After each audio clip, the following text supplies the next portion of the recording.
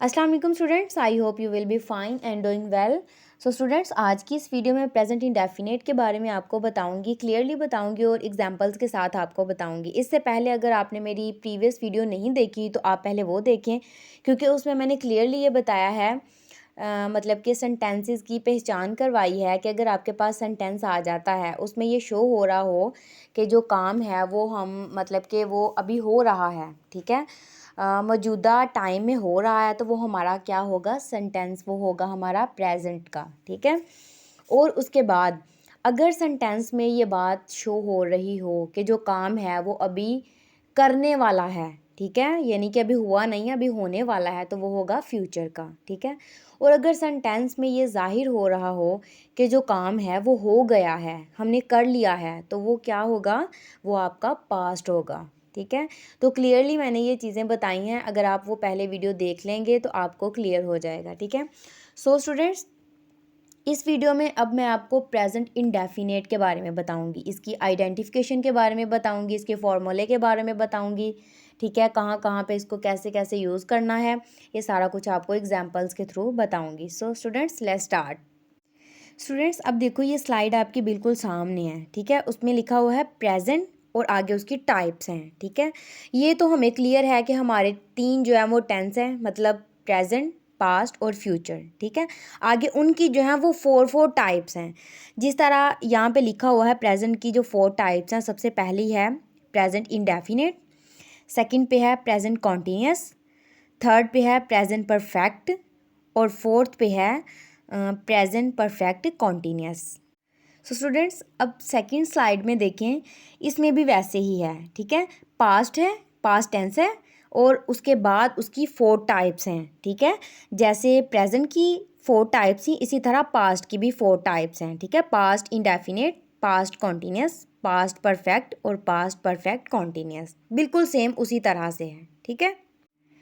इसी तरह अब नेक्स्ट स्लाइड में भी इसी तरह है फ्यूचर, ठीक है। फ्यूचर की भी आगे फोर टाइप्स हैं, future indefinite, future continuous, future perfect और फ्यूचर परफेक्ट कॉन्टीन्यूस, ठीक है। अब स्टूडेंट्स ये देखें कि जिस तरह प्रेजेंट की टाइप्स हैं उसी तरह पास्ट की टाइप्स हैं और उसी तरह फ्यूचर की टाइप्स हैं। अब इन सबको मिला के कुल ये कितनी बनती हैं टाइप्स, 12, ठीक है। तो हमारे पास टोटल टेंसेस कितने हुए, 12, ठीक है। आपसे अगर पूछा जाए कि टोटल टेंसेस कितने हैं, तो आप क्या बताओगे कि हमारे पास टोटल जो सेंटेंसेस हैं वो हमारे होते हैं 12। सो स्टूडेंट्स, अब नेक्स्ट वाली स्लाइड में इसमें मैं आपको प्रेजेंट इंडेफिनिट की आइडेंटिफिकेशन के बारे में बताऊंगी, ठीक है, मतलब कि उसकी पहचान के बारे में बताऊंगी। पहले वीडियो में भी मैंने आपको ये बताया है, ठीक है। आई होप आपको जो है वो समझ आ गई होगी कि आपके सामने कोई भी सेंटेंस आ जाए तो आप उसकी पहचान कर सकें इजीली कि ये पास्ट का है, प्रेजेंट का है, फ्यूचर का है, कोई भी है, ठीक है। लेकिन फिर भी मैं आपको एक बार फिर दोबारा बता देती हूँ। जैसे इसमें आइडेंटिफिकेशन में लिखा है कि ता है, ती है, ते हैं वगैरह आता है, ठीक है। लेकिन इनके अलावा भी कुछ सेंटेंसेस ऐसे होते हैं कि जो प्रेजेंट इंडेफिनेट के होते हैं। ज़रूरी नहीं कि सिर्फ यही चीज़ें होंगी तो वो प्रेजेंट इंडेफिनेट का होगा, ठीक है। लाइक आपने सिर्फ ये ध्यान रखना है कि जिस सेंटेंस में ये बात हो रही हो कि ये काम अब हो रहा है, मतलब कि प्रेजेंट में हो रहा है, ठीक है, तो वो क्या होगा, हमारा प्रेजेंट इंडेफिनिट होगा। मतलब हमारे मौजूदा टाइम में जो काम हो रहा होता है वो क्या होगा, वो प्रेजेंट इंडेफिनिट होगा, ठीक है। अब स्टूडेंट्स, नेक्स्ट जो बात है वो ये है कि सेंटेंस में तीन चीज़ों के बारे में आपको लाजमी पता होना चाहिए। वो कौन सी हैं? First one subject, second verb and third one object. अब सब्जेक्ट क्या होता है? Subject who is doing work, जो काम करने वाला होता है, ठीक है। लाइक मतलब सेंटेंस है हमारे पास, वो स्कूल जाता है, तो वो मतलब कि जो काम कर रहा है, जो पर्सन है, वो हमारा क्या होगा, सब्जेक्ट, यानी कि काम करने वाला जो होता है वो हमारा सब्जेक्ट होता है, ठीक है, क्लियर है।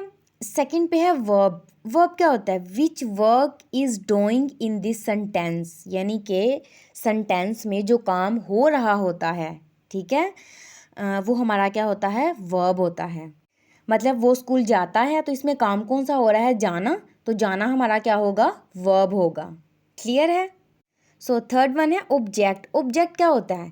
On which we are doing work, यानी कि जिस पर काम हो रहा होता है, ठीक है। जैसे वो स्कूल जाता है तो क्या इसमें काम, किस पे काम हो रहा है, स्कूल पे हो रहा है, ठीक है। तो ये होगा हमारा ऑब्जेक्ट। क्लियर है। सो स्टूडेंट्स, अब नेक्स्ट स्लाइड में मैं आपको इसके फॉर्मूले के बारे में बताऊंगी, ठीक है। जो आपने पुट करना है और उसके बाद सेंटेंस आपने बना लेना है। जिस तरह मैथ में आप फॉर्मूला पुट करते हैं उसके बाद पूरा का पूरा क्वेश्चन हल करते हैं, बिल्कुल यही चीज़ है ये भी, ठीक है। तो इसका फॉर्मूला क्या है, सब्जेक्ट प्लस वर्ब की फर्स्ट फॉर्म और फॉर्म के साथ, फर्स्ट फॉर्म के साथ हम किस चीज़ को ऐड करेंगे, एस और ई एस को ऐड करेंगे, प्लस ऑब्जेक्ट आ जाएगा, ठीक है। अभी मैंने आपको पिछली स्लाइड में ये क्लियर किया है कि सब्जेक्ट क्या होता है, वर्ब क्या होता है और ऑब्जेक्ट क्या होता है, ठीक है। तो सब्जेक्ट का भी आपको पता है, वर्ब का भी पता है और ऑब्जेक्ट का भी पता है, ठीक है। अब आपको किस चीज़ का पता होना चाहिए कि आप एस और ई एस को कहाँ पे यूज़ करेंगे और कब यूज़ करेंगे, ठीक है। तो use of S E S, ठीक है। एस और ई एस को आप कहाँ पे यूज़ करोगे, अगर आपके पास सब्जेक्ट हो ही, शी, इट या कोई भी सिंगुलर नेम आ जाए सेंटेंस में, तो आप क्या करोगे, आप एस और ई एस को यूज़ करोगे, ठीक है। अब नेक्स्ट क्वेश्चन ये बनता है कि एस किसके साथ आएगा और ई एस किसके साथ आएगा, ठीक है।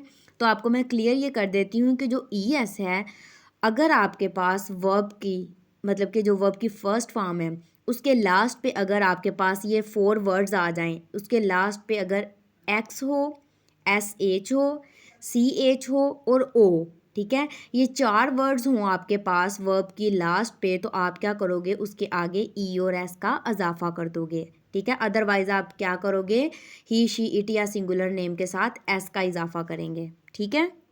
आई होप आपको ये क्लियरली जो है वो समझ आ गया होगा, ठीक है।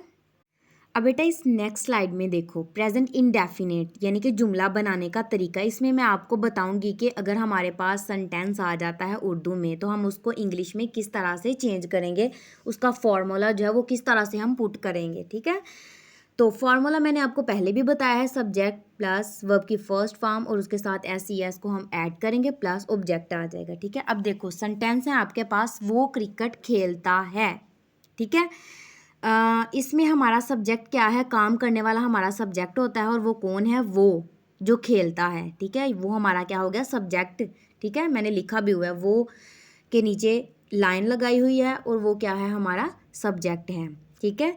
आगे है क्रिकेट खेलता है, तो जो काम हो रहा होता है वो हमारा क्या होता है, वर्ब होता है। तो इसमें वर्ब हमारा कौन सा है, खेलना, ठीक है। जो काम हो रहा है, खेल रहा है ना वो, तो ये हमारा क्या होगा, वर्ब होगा, ठीक है।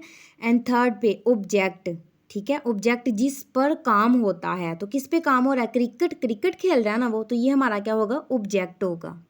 अब क्लियरली आपको पता चल गया है ना, जो वो है वो हमारा सब्जेक्ट है, ठीक है। खेलता वो हमारा वर्ब है और क्रिकेट हमारा ऑब्जेक्ट है, ठीक है। अब इसको इंग्लिश में हम कैसे चेंज करेंगे, फॉर्मूले की तरफ आपने अब देखना है, ठीक है। सबसे पहले हम किस चीज़ को लगाएंगे, सब्जेक्ट को। तो हमारा सब्जेक्ट कौन सा है, वो, ठीक है। वो क्रिकेट खेलता है यानी कि एक लड़का है, ठीक है। और लड़के के लिए हम क्या लगाते हैं, ही, ठीक है। तो ही आ गया शुरू में, ठीक है। सेकंड पे हम क्या करेंगे, वर्ब की फर्स्ट फॉर्म, वर्ब की फर्स्ट फॉर्म लगाएंगे। इसमें वर्ब हमारा क्या है, खेलना, तो खेलने की क्या होती है, प्ले, ठीक है। तो वर्ब की फर्स्ट फॉर्म के साथ हमने एस और ई एस का इजाफा करना था। अब मुझे ये बताएं कि हम यहाँ पे एस का इजाफा करेंगे या ई एस का इजाफा करेंगे। मैंने आपको बताया था ना कि हम एस ई एस का इजाफा वहाँ पे करेंगे जहाँ पे ही, शी, इट या सिंगुलर नेम हो। अब यहाँ पे ही आ गया है ना, अब दूसरी बात रह गई कि हम एस लगाएंगे या ई एस लगाएंगे, ठीक है। ई एस में भी मैंने आपको क्लियरली बताया था कि अगर हमारे पास सी एच ओ एक्स इस तरह के वर्ड आए तो हम क्या लगाएंगे, ई एस लगाएंगे, अदरवाइज हम क्या करेंगे, एस लगाएंगे।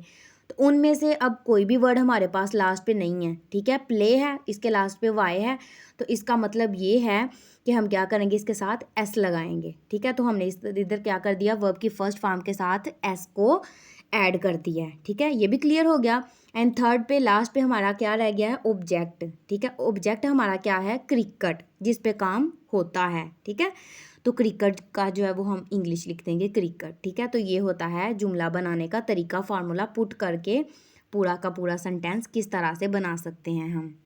अब बेटा इस नेक्स्ट स्लाइड में देखो, यहाँ पे है वो खाना खाते हैं, ठीक है। इसमें भी मैंने क्लियरली बताया हुआ है सब्जेक्ट हमारा कौन सा है, वो यानी कि जो काम कर रहा होता है, ठीक है। वर्ब हमारा क्या होता है, जो काम हो रहा होता है। तो इसमें काम क्या हो रहा है, खाना, ठीक है, मतलब खाते, ठीक है, वो खा रहा है, तो ये हमारा वर्ब है। ऑब्जेक्ट खाना, ठीक है, जिस पर काम हो रहा होता है, तो खाने पर हो रहा है ना, वो खाना खा रहा है, ठीक है।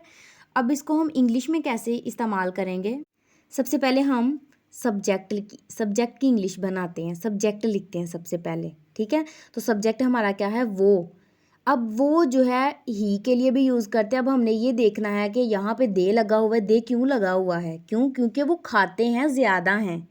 अगर खाता होता तो क्या आना था, ही आना था। अब ज़्यादा हैं तो क्या आएगा, दे आएगा, ठीक है। क्लियर है, सब्जेक्ट आ गया। सेकंड पे हमारा क्या फॉर्मूला था, वर्ब की फर्स्ट फॉर्म और उसके साथ एस ई एस को इजाफा करना था, ठीक है। तो वर्ब हमारे पास क्या है, खाते, तो खाते की इंग्लिश क्या होती है, ईट। अब हमने यहाँ पे ना एस लगाया है ना ई एस लगाया है, क्योंकि हमारे पास शुरू में क्या है, आई वो यू दे वाले सेंटेंस है, मतलब कि चीज़ें हैं। क्योंकि हमारे शुरू में जिसमें हमने कहा था कि ही शी इट या सिंगुलर नेम आए तो हमने एस ई एस को ऐड करना है। तो इसमें ये क्लियर है कि हमारे पास ही शी इट या सिंगुलर नेम नहीं है, तो हम क्या करेंगे, एस ई एस को ऐड नहीं करेंगे, ठीक है। तो हम सिंपल यहाँ पे वर्ब को ऐड कर देंगे, ईट, ठीक है। तो थर्ड पे हमारा क्या है, ऑब्जेक्ट खाना, तो यहाँ पे हम क्या लिख देंगे, फूड लिख देंगे, ठीक है। नेक्स्ट है मैं ख़त लिखती हूँ। इसमें हमारा सब्जेक्ट क्या है, मैं, ठीक है, लिखना वर्ब हमारा हो गया और ख़त ऑब्जेक्ट हो गया, ठीक है। ये तीनों चीज़ें क्लियर हैं। अब जब हम इसकी इंग्लिश बनाएंगे तो हम क्या करेंगे, सबसे पहले सब्जेक्ट लिखेंगे। सब्जेक्ट क्या है, आई, यानी कि काम करने वाला जो है वो कौन है, आई, मैं, ठीक है। लिखती मतलब जो काम हो रहा है, लिख रही है ना, तो ये वर्ब होगा। तो वर्ब की हम क्या करेंगे, वर्ब के फर्स्ट फॉर्म के साथ यस का इजाफा करेंगे, यस और यस का। तो मैंने ये भी आपको बताया है कि हम सिर्फ ही शी इट या सिंगुलर नेम हमारे पास शुरू में आ जाए तब हम एस ई एस का इजाफा करेंगे, अदरवाइज़ नहीं करेंगे। आई वो यू दे में से या प्लूरल नेम में से कोई भी आ जाए तो हम क्या करेंगे, एस ई एस को ऐड नहीं करेंगे। तो यहाँ पे अब हमारे पास आई आ गया है तो हम सिंपल सिर्फ अपनी वर्ब लिखेंगे, लिखने की राइट लिखेंगे, तो इसके साथ एस ई एस को ऐड नहीं करेंगे, ठीक है। और थर्ड पे हमारी क्या चीज़ बनती है, ऑब्जेक्ट यानी कि ख़त, तो हम क्या लिख देंगे, आ लेटर, ठीक है, कि मैं ख़त लिखती हूँ। सो स्टूडेंट्स, आई होप आपको अच्छे तरीके से समझ आ गई होगी। जहाँ से आपको समझ नहीं आई आप मुझे कमेंट्स करके ज़रूर बता सकते हैं, और मेरे चैनल को सब्सक्राइब भी ज़रूर कीजिएगा ताकि मेरी हर आने वाली वीडियो आप तक पहुँच सके। Thank you so much students for watching.